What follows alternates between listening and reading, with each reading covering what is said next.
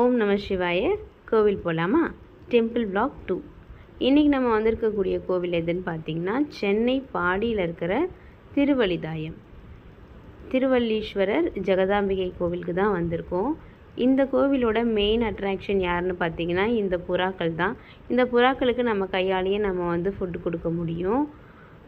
இந்த கோவிலுக்கு கருங்குருவி வடிவத்தில், அதாவது வலியன் வடிவத்தில் பரத்வாஜ முனிவர் வணங்கினதுனால இது திருவழிதாயம் அப்படின்னு அழைக்கப்படுறதா சொல்கிறாங்க.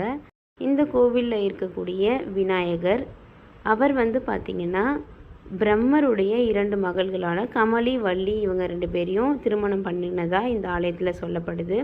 அதனால இங்கே இருக்கக்கூடிய விநாயகரை நம்ம வணங்கினா திருமண தடைகள் நீங்கும் அப்படிங்கிறது நம்பிக்கை. இங்கே குரு தன்னுடைய பாவத்தை நீக்கிறதுக்காக பூஜை பண்ணியிருக்காரு. அதனால் இங்கே குருவுக்கு தனி சன்னதி இருக்குது. இங்கே இருக்க குருவை வணங்கினா நமக்கு நல்ல ஞானம் கொடுக்கும் அப்படின்னு சொல்லப்படுது.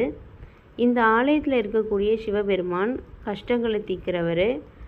இந்த கோவில் குருஸ்தலம். அதனால் இந்த கோவிலுக்கு வணங்கும்போது திருமண தடைகள் எல்லாமே நீங்கும், குரு பார்வை கிடைக்கும், சீக்கிரமாக நல்ல வகையில் திருமணம் நடக்கும் அப்படிங்கிறது நம்பிக்கை. இந்த கோவிலுக்குள்ளே சிவபெருமானை வணங்கின நிலையில் ஆஞ்சநேயருடைய சந்நிதியும் இருக்குது.